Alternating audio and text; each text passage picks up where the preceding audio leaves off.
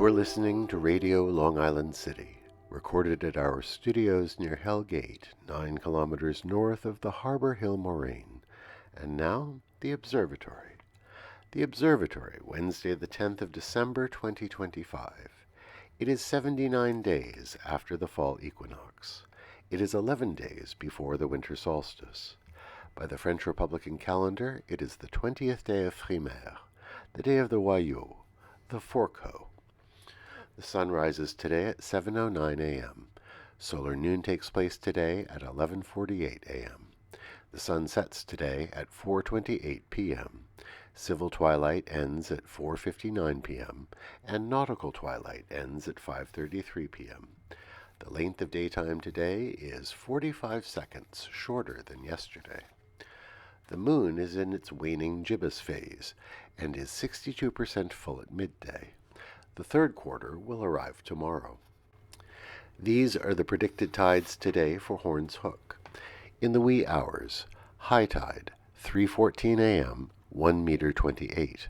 In the morning, low tide, 9:12 a.m., 21 centimeters.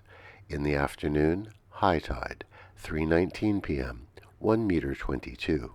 At night, low tide, 9:41 p.m., 6 centimeters. In our shared realm of plants and animals, any consideration of our urban ecosystem asks us to consider the landscape in which we live. That may seem an odd idea given the heavily built-up nature of the neighborhood. The land under our feet and its low, gently rolling hills is largely obscured by buildings and elevated railways and the bridge viaducts that cross the neighborhood. But if you stand on Broadway at 21st Street, you can see the land gradually rising to the east. Even more striking are those rare moments when you can intuit that some small plot of land in the neighborhood remains undisturbed, following the original contours of the land. These are quite rare, but if you look into some backyards or spaces between certain buildings, you see the terrain has not been flattened or filled in. It retains a gentle slope or some characteristic fold in the land, and you have a sudden intimation that you are standing here on Long Island. Commemorations. On this day in 1799, the metric system was adopted as the standard system of weights and measures in France. It had been devised under the revolutionary government as a rational, decimal-based system. It is now the standard measure across the world, except in Liberia, Burma, and the United States. On this day in 1896, the play Ubu Roi, or Ubu the King, was performed at the Nouveau Théâtre in Paris. Written by Alfred Jarry, the absurdist play lasted just one performance. The invited audience included the poet W.B. Yeats and other avant-garde luminaries. But the unruly and sometimes obscene play offended many of the attendees, and the show ended with a riot.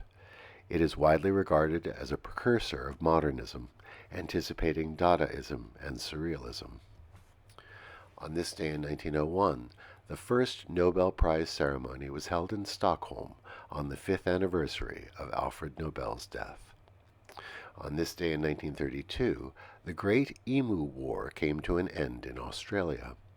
After World War I, returning veterans had been encouraged to settle in Western Australia to take up wheat farming.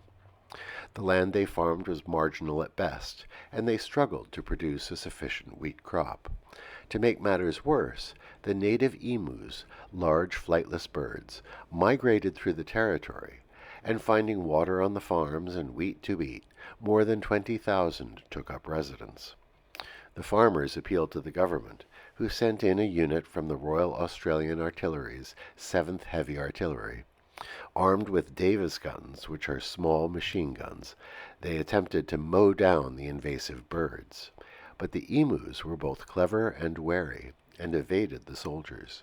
They also seemed to be remarkably resilient, and seemed impervious to the bullets.